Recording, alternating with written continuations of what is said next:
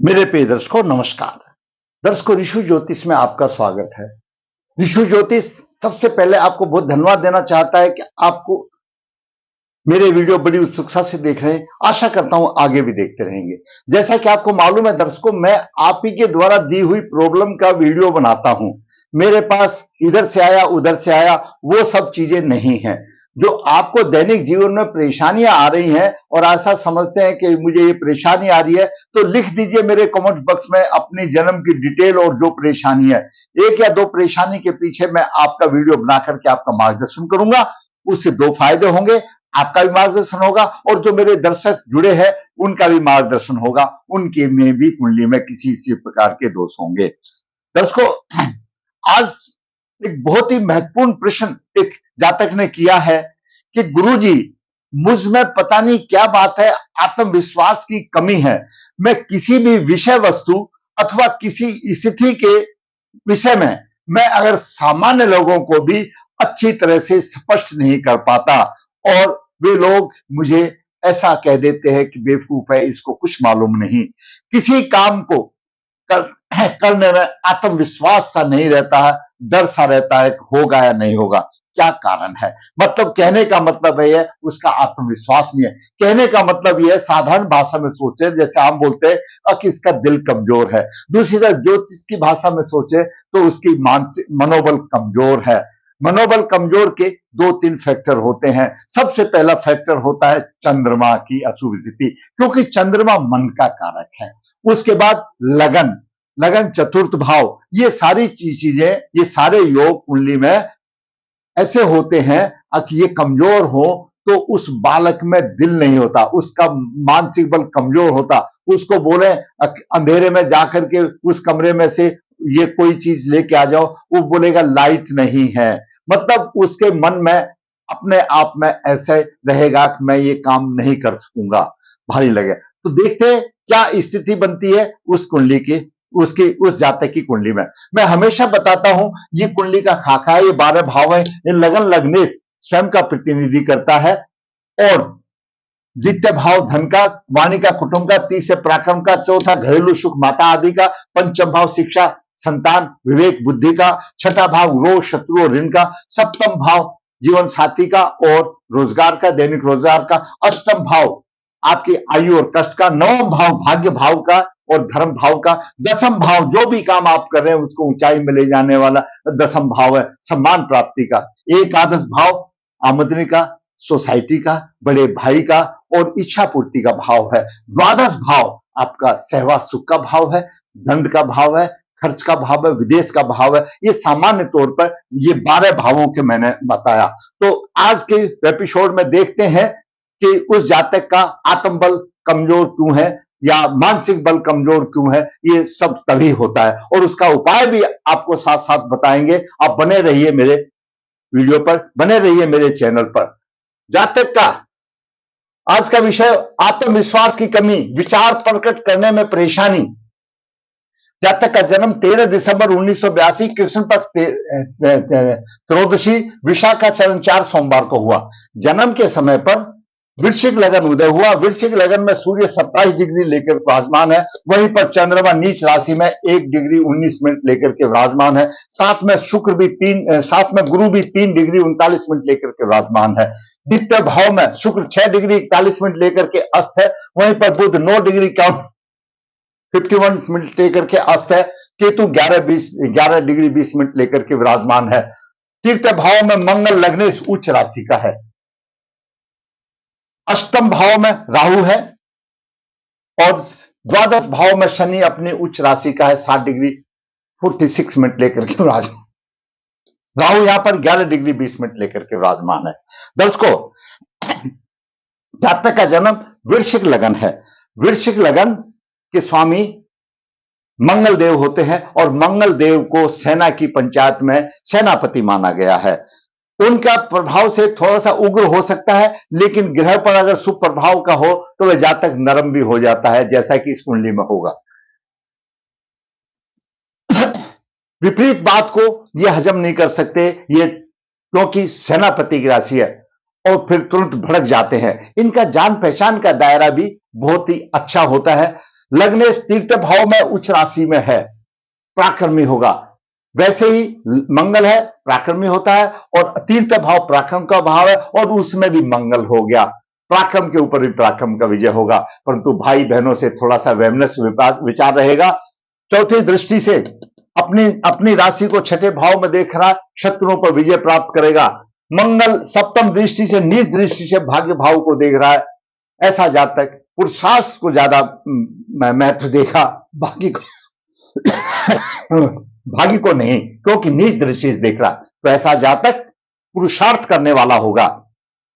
अष्टम दृष्टि दसम भाव पर है। मंगल दसम भाव के लिए दिग्मणि माना जाता है। लग्नेश है, व्यवसाय सम्मान में, पिता के सम्मान में चार चांद लगाएगा, अच्छे प्रकार से इसका व्यवसाय होगा। अब बात करते हैं सूर्य की। दर्शकों, दसम भाव का स्वामी सूर्य लगन में है, एक उच्च कोटि का राजयोग बनता है। सुंदर, स्वस्थ, मानी, स्वाभिमानी, प्रभावशाली होगा। थोड़ा सा गुस्सा हो सकता है, परंतु पिता का और व्यवसाय के सुख में बहुत अच्छा होगा।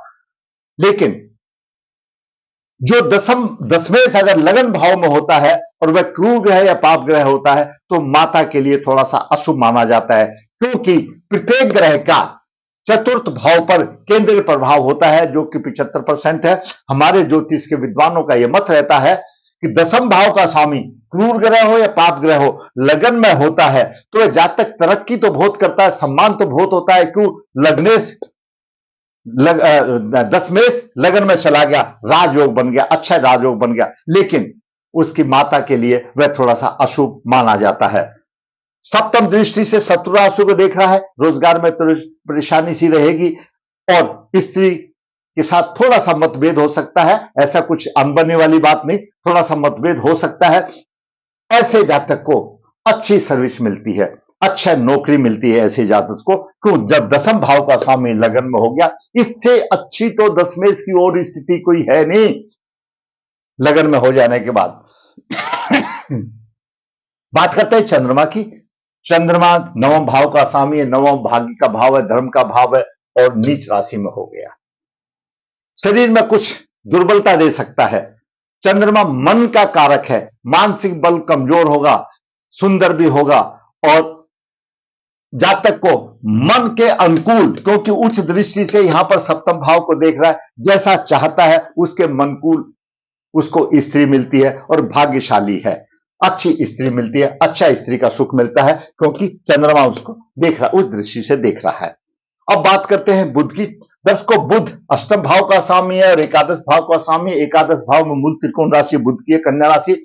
बुध द्वितीय भाव में हो गया। ज्योतिष का सूत्र है कि एकादश भाव का स्वामी अगर द्वितीय भाव में हो, अगर वह शुभ ग्रह हो, तो वह उसको पूर्ण फल नहीं देता, और अगर क्रूर ग्रह या पाप ग्रह हो तो समस्त भोगों का सुख करता है, उसकी धन की स्थिति अच्छी होती है। परंतु यहां पर अस्त हो गया, कोई बात नहीं, अस्त हो गया, यहां पर वो धन संबंधित परेशानी, आमदनी में परेशानी, ये सारी चीजें बात आ गई जब अस्त हो गया। तो अब बात करते हैं गुरु की। गुरु वृश्चिक लगन के लिए बहुत ही योग कारक है। मूल त्रिकोण राशि दसम भाव द्वितीय भाव में, और पंचम राशि में मीन राशि है। प्रतिष्ठा होगी, पंचम दृष्टि से पंचम भाव को देख रहा है, प्रतिष्ठा मिलेगी, ऐसे जातक को प्रतिष्ठा मिलेगी, विद्या और संतान की अच्छी सफलता मिलेगी। परंतु सप्तम दृष्टि से यहां पर देख रहा है, वो एक अलग बात है, कोई ग्रह देता है तो कोई छीन लेता है। शत्रु राशि है तो थोड़ा सा मन को नहीं रहेगा, कोई दिक्कत। लेकिन गुरु उच्च दृष्टि से यहां पर भाग्य भाव को देख रहा, भाग्य को प्रबल बनाएगा, भाग्य को प्रबल बनाएगा। परंतु यहीं पर मैं बताऊं, चंद्रमा और गुरु के विषय में, बनाएगा प्रबल। चंद्रमा भी अच्छी स्त्री लेगा, लेकिन अंश 1 डिग्री 19 मिनट है, और लगन के उदय अंश 24 डिग्री है। मतलब गुरु और चंद्रमा दोनों अंश, लगन के अंश देखते हुए मृत अवस्था में है, तो पूरा प्रभाव उनको नहीं मिलेगा। अब बात करते हैं शुक्र की। दर्शकों, शुक्र सप्तम भाव का स्वामी है, द्वादश भाव का स्वामी है, और द्वितीय भाव में अस्त है। साधारण तौर पर जब द्वादश भाव का स्वामी धन भाव में हो तो खर्चा अधिक होगा, लेकिन अस्थय कम होगा, प्रभाव भी कम होगा।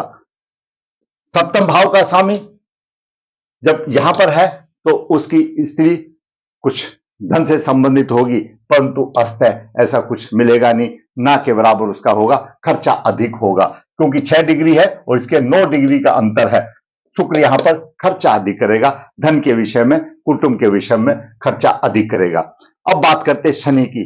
शनि उच्च राशि में द्वादश भाव में है, खर्च तो अधिक देगा, परंतु ऐसा जातक अच्छे संबंध बनाएगा, बाहर वालों से बहुत ही अच्छा संबंध होगा, विदेश वालों से अच्छा संबंध होगा, भाई बहन माता के सुख में थोड़ी सी कमी होगी, क्योंकि तृतीय भाव का स्वामी द्वादश भाव में चला गया।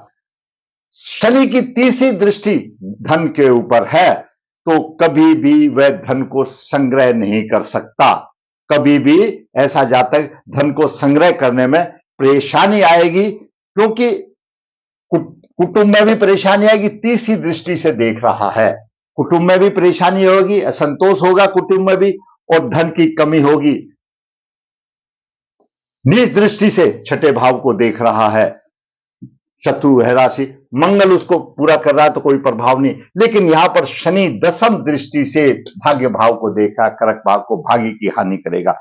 यहां पर भाग्य की हानि करने वाले मंगल हो गया और शनि भी दोनों हो गया, दोनों भाग्य की हानि करेंगे, और भाग्य भाव में करक राशि है, और करक राशि के स्वामी चंद्रमा नीच के है, लगन में जाकर के बैठे हैं, बाद में बात करेंगे। राहु से बात करते हैं, तो राहु यहां पर अष्टम भाव में है, आयु में वृद्धि होगी, क्योंकि मिथुन राशि का राहु है। जीवन में उमंग और उत्साह के साथ उसका जीवन होगा, पेट में किसी प्रकार का विकार होगा। पंचम दृष्टि से यहां पर भार्य भाव को देख रहा है, बाहर से संबंध अच्छे होंगे, बाहर से अच्छे संबंध होंगे। सप्तम दृष्टि से कुटुंब भाव को देख रहा है, कुटुंब में मन मुनाव होगा, और नवम दृष्टि से यहां पर माता के भाव को देख रहा है, माता के विषय में कष्ट की बात होगी। अब करते हैं केतु की। केतु द्वितीय भाव में है, धन के लिए विशेष प्रयत्न करेगा, प्रतिष्ठा को बचाने के लिए विशेष प्रयत्न रहेंगे, और कुटुंब में कमी होगी उसके शासन में। पंचम दृष्टि से यहां पर शत्रु भाव का, शत्रु का समन होगा। सप्तम दृष्टि से अष्टम भाव को देख रहा, पेट संबंधित रोग होंगे। ऐसे जातक को कुछ ऐसी दवा संभल के लेनी चाहिए, कुछ रिएक्शन वाला भी ऐसा दोष बन जाता है। तो ये मैंने ग्रहों का सामान्य योग बताया।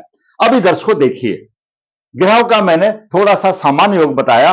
लगन, चंद्र लगन भी यही है, लगन भी यही है, और सूर्य लगन भी है। ज्योतिष में ये कहा गया है, पहले लगन को प्राथमिकता देते हैं, उसके बाद चंद्र लगन को देते हैं, फिर सूर्य लगन को दे। तीनों से फल अगर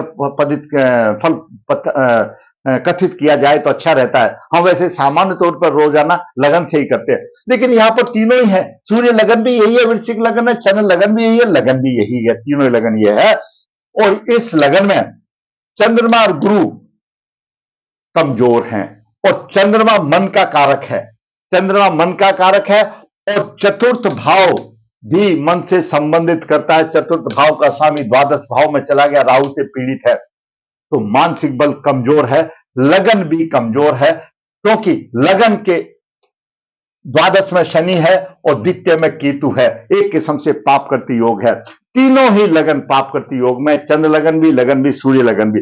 तो लगन कमजोर है, लगन जातक स्वयं है, उसका मानसिक कमजोर है, चंद्रमा भी उसी में आ गया, मानसिक बल कमजोर है। इसलिए वह किसी भी वस्तु को, किसी भी विषय को किसी के सामने ठीक प्रकार से स्पष्ट नहीं कर सकता, उसको कहते दिमाग काम नहीं करता। मतलब ये कह दो बुद्धि कमजोर है, ये भी कहा जा सकता है। क्यों बुद्धि कमजोर क्यों है? बुद्धि का कारक चंद्रमा भी है, बुद्धि गुरु से भी है, बुद्धि बुध से भी है, 3 कारक और लगन भी है। आप मेरा एपिसोड नंबर 8 देखिए, परीक्षा मांग क्यों नहीं आते, उसमें भी सारा यही बात है। क्यों चंद्रमा पीड़ित है, मन कमजोर है, गुरु ज्ञान का भंडार है, मेमोरी पावर है, गुरु कमजोर है, बुध कैचिंग पावर है, बुध कमजोर है, बुद्धि का कारक है, और लगन अपने आप में से। ये 4 बिंदु इसी बात पर हो गए तो जरूरी बात है, उसके सामान्य लोगों के सामने वो पीछे रह जाता है। कोई बात नहीं दर्शकों, कोई भी जातक जन्म लेता है तो अपने पूर्व जन्म के कर्मों के आधार पर लेता है। जैसे कर्म थे वैसे ही लिया गया और यहां पर द्वादश भाव में शापित योग भी बन गया और बुध भी अस्त हो गया, शुक्र भी अस्त हो गया। दिक्कत तो है, लेकिन बहुत है भी दिक्कत, तो वो एक अलग बात है। लेकिन बात यह है कि उसका आत्म बल कमजोर है। आत्म बल कमजोर होने का कारण है चंद्रमा, बुध और गुरु का गुरु का मृत अवस्था में होना। दर्शकों, इस ऐसे जातक के लिए, जातक को गुरु का चंद्रमा का रत्न धारण करे और कुछ फालतू ज्यादा उपाय करने की आवश्यकता नहीं। समय मिलता है तो पितृदोष निवारण कर दे, क्योंकि अष्टम राहु भी है, पितृदोष है। लेकिन सबसे पहले जब जातक और गुरु का चंद्रमा का रत्न धारण पड़ेगा, चंद्रमा नीच जरूर है मान लिया, लेकिन उसके नीचत्व प्रभाव को गुरु भी कम कर रहा है, सूर्य भी कम कर रहा है। भंग तो नहीं हो रहा है, भंग होना एक अलग चीज है, वो देखा जाएगा। लेकिन चंद्रमा भाग्य का स्वामी है, चंद्रमा भाग्य का स्वामी है। नीच स्थिति में 1-19 लेकर के बना हुआ है, इसके अंश बढ़ाने पड़ेंगे ताकि मानसिक बल अच्छा हो जाएगा। तो चंद्रमा को भी बलवान करना पड़ेगा और गुरु का भी बलवान करना पड़ेगा। तो चंद्रमा और गुरु का दोनों का रत्न धारण कर ले, और मैं ये कहता हूं उसकी इतनी तीव्र बुद्धि हो जाएगी, कुशाग्र बुद्धि हो जाएगी कि लोग उसको सलाम करेंगे, लोग अच्छा करेंगे। यह रहा उसका। दूसरी बात, वैनाशिक नक्षत्र, केतु यहां पर विनाश कर रहा है कुटुंब में, क्योंकि जातक का जन्म विशाखा नक्षत्र और विशाखा नक्षत्र से 22वां नक्षत्र मघा बनता है और मघा के स्वामी केतु है। तो केतु यहां पर धन की हानि भी कर रहा है, विनाश भी कर रहा है। उसका भी उपाय करा लेने से उसकी धन की अच्छी स्थिति हो जाएगी। अभी केतु की महादशा ही चल रही है, जो कि 18/5 से 18/5-28 तक रही, मूल नक्षत्र में है। ये तो भाग्य भाव कर्क राशि पीड़ित है, भाग्य भाव पीड़ित है, लगन चंद्रमा, लगन सूर्य, लगन पाप करती योग में, इसलिए उसका आत्मबल कमजोर है। लगन पाप करती योग में है, चंद्रमा भी आ गया उसमें, मृत अवस्था में हो गया, गुरु भी मृत अवस्था में हो गया, बुध अस्त हो गया, तो कहीं ना कहीं बुद्धि थोड़ी सी कमजोर है। दर्शकों, मैंने आज इस पुरुष की कुंडली का विश्लेषण करके आपके सामने बताया क्या दिक्कत है। ऐसी आपको भी परेशानी आ सकती है, आप लिख दीजिए, कोई दिक्कत नहीं है। मैं रोज एक वीडियो बनाता हूं, आपका भी नंबर आएगा, कर दूंगा। ना आपको पैसा लगता है, ना देना है, ना मुझे ना देना है। इसके बहाने आपसे रूबरू मुलाकात भी हो जाती है। और जो भी आपको सवाल है कमेंट बॉक्स में लिख दिए, मुझे कोई दिक्कत नहीं है। मेरा वीडियो अगर खराब लगा है तो उसमें लिखिए क्या खराबी है, अच्छा लगा है तो लिखिए क्या अच्छा ही है। मेरे वीडियो पर बने रहिए, आपको अच्छा लगा है तो बने रहिए, लाइक कीजिए, शेयर करिए।